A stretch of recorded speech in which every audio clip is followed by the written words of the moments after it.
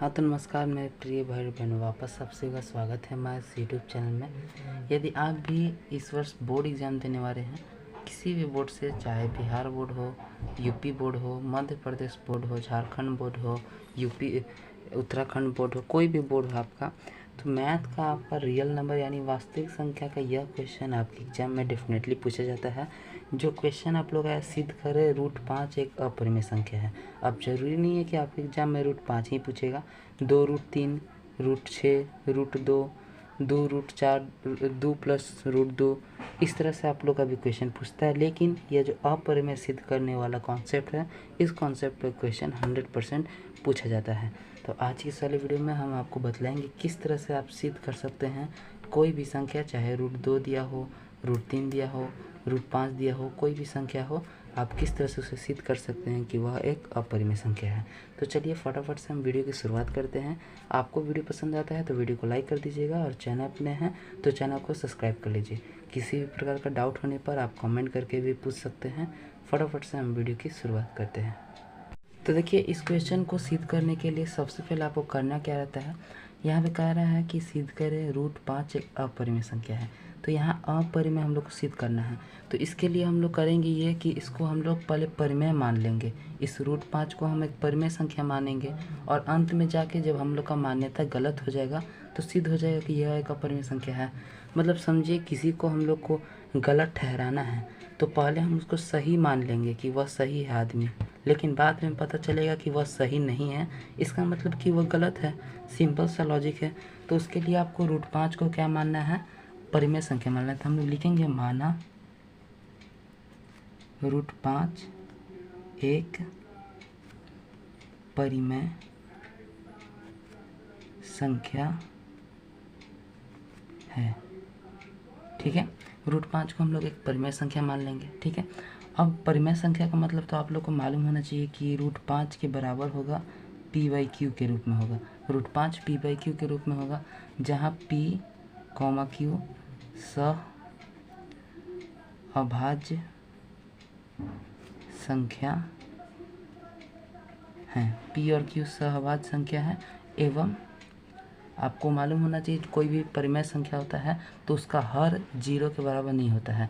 तो आप लिखेंगे q is not equal to 0। अब यहाँ पे यह चीज़ आप लोग का बहुत इंपॉर्टेंट है।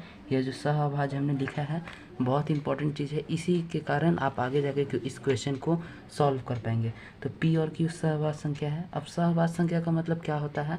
सहअभाज्य संख्या का मतलब यही होता है कि p और q का HCF मात्र एक निकल सकता है। p और q का HCF केवल एक होगा और कोई संख्या नहीं होगी। ठीक है, तो यही हम लोग का आगे चल के काम आने वाला है। तो अभी इतना ही हम लोग छोड़ देते हैं। अब यहाँ पे ये जो q भागा में है, आगे जाएगा तो ये इधर गुना में आ जाएगा, मतलब कि √5 q हो जाएगा, √5 बराबर हो जाएगा p। क्या हुआ यहाँ पे? तो हमने q को इधर भेज दिया गुना में। अब क्या करेंगे हम लोग? तो अब हम लोग करेंगे दोनों पक्षों में गुना। तो हम लिखेंगे दोनों पक्ष में, माफ़ करिएगा, दोनों पक्षों में वर्ग करना है हमें।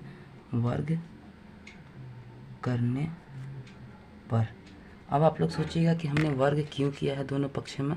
तो काफ़ी लोगों को पता होगा कि यह जो रूट में है इसको हम लोग को रूट से निकालना है, इसलिए हमने दोनों पक्षों में वर्ग किया है। तो वर्ग का मतलब q √5 का स्क्वायर हो जाएगा और p का स्क्वायर हो जाएगा। ठीक है, तो इधर रूट में से 5 निकल जाएगा तो हो जाएगा 5q² बराबर p²। अब देखिए, यहाँ पे आपको समझना होगा थोड़ा सा। आप लोग को यहाँ देखिएगा तो ये जो 5 है इधर गुना में है, गुना में यहाँ पे है, तो इसको हम लोग इधर भेजेंगे तो p² के भागा में आ जाएगा 5। या इसको आप लोग को लिखना नहीं, हम आपको केवल समझाने के लिए बतला रहे हैं कि ये जो 5 है इस p² को विभाजित कर रहा है। तो हम लिखेंगे चूँकि यहाँ 5 p² को विभाजित कर रहा है, तो देखिए आप बुक में अपने एक रूल पढ़े होंगे, आपके बुक में आप देखिएगा चैप्टर 1 में, तो आपका एक रूल होगा कि यदि कोई संख्या किसी वर्ग को विभाजित करेगी तो वह उसके संख्या को विभाजित करेगी। मतलब यह 5 जो है पी स्क्वायर को विभाजित कर रहा है, यानी कि 5 पी को भी विभाजित करेगा। यह हम नहीं कर रहे हैं, ऐसा रूल कहता है, जो कि आप अपने बुक में भी देख सकते हैं। तो हम लिखेंगे इसलिए 5 पी को भी विभाजित करेगा, 5 पी को भी विभाजित करेगा। ठीक है, क्यों करेगा भाई? क्योंकि 5 पी स्क्वायर को विभाजित कर रहा है। विभाजित करने का मतलब हम साफ बतला देते हैं, विभाजित करने का मतलब भागा लगाने से है कि 5 का भागा पी स्क्वायर से लग रहा है, इसका मतलब 5 का भागा पी से भी लगेगा। अब मानिए कि 5 पी को विभाजित कर रहा है, तो कोई ना कोई तो वह संख्या होगी जिस संख्या से विभाजित कर रहा है। मतलब कि 5 के टेबल में पी आता है, ये हम लोग को मालूम है, लेकिन कितना बार में आता है ये हम लोग को नहीं मालूम है। तो इसलिए हम लोग मानने लेंगे कि माना पी बराबर 5, क्या मान ले हम? तो 5 के मान लेते हैं हम लोग। के यहाँ पे हम लोग क्यों माने हैं? क्योंकि के बार में विभाजित होगा। ठीक है, आशा करते हैं इतना तक आपको समझ में आ गया होगा। कुछ करना नहीं है, यहाँ पे थोड़ा बहुत आपको कॉन्सेप्ट लग रहा है, उस पर आपको ज़्यादा ध्यान देना है, जिससे आप लोग को आसानी से समझ में आ जाएगा। अब इसके भी दोनों पक्ष में हम लोग वर्ग करेंगे, तो इसके दोनों पक्षों में वर्ग करने पर, दोनों पक्षों में हम इसके भी वर्ग करेंगे, तो इधर हो जाएगा पी स्क्वायर बराबर 5 के का स्क्वायर। ठीक है, अब देखिए यहाँ भी पी स्क्वायर है और यहाँ पे पी स्क्वायर का मान हम लोग को दिया है, पी स्क्वायर बराबर है 5 क्यू स्क्वायर, तो हम लोग पी स्क्वायर का मान रख देंगे। ठीक है, तो पी स्क्वायर का मान क्या है? 5 क्यू स्क्वायर, 5 क्यू स्क्वायर बराबर, यहाँ पे 5 25 हो जाएगा, 25 के स्क्वायर। ठीक है, अब हम लोग साइड में लिख देते हैं भाई कि क्यू हम लोग यहाँ पे ला दिए, तो चूँकि पी स्क्वायर बराबर है 5 क्यू स्क्वायर के, यह कहाँ सिद्ध किए हम लोग? तो यह ऊपर ही यहाँ पे सिद्ध कर दिए हम लोग, पी स्क्वायर बराबर है 5 क्यू स्क्वायर के। अब यहाँ पे आप देखिएगा तो 5 के टेबल से यह 25 चल जाएगा 5 बार में, तो क्यू स्क्वायर बराबर आ जाएगा 5 के स्क्वायर। अब देखिए, अब यहाँ पे आप लोग को फिर से समझना है, जो कॉन्सेप्ट आप यहाँ पे लगाए थे सेम कॉन्सेप्ट आप लोग को यहाँ पे भी लगाना है।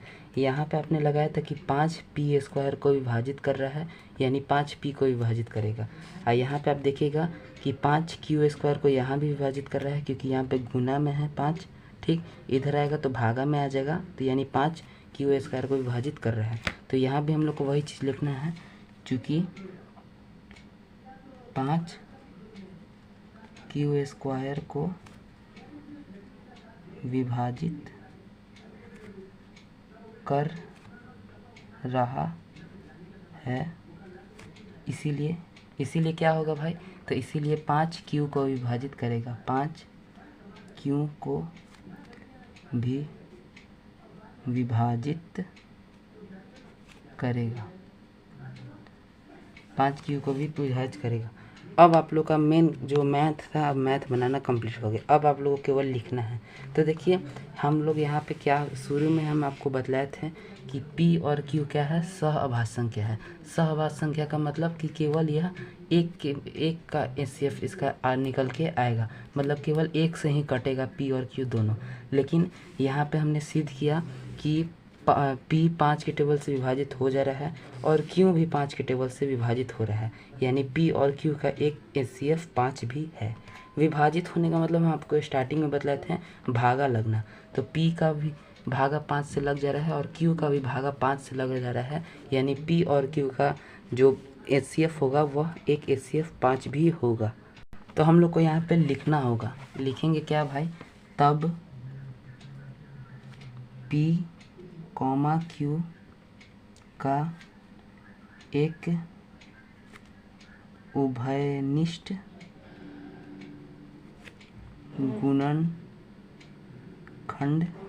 गुणनखंड 5 है, यहाँ पे हम लोग दिखा दिए। परंतु हम लोग लिखेंगे क्या, परंतु हमने यह माना था कि P, Q का एक मात्र गुणनखंड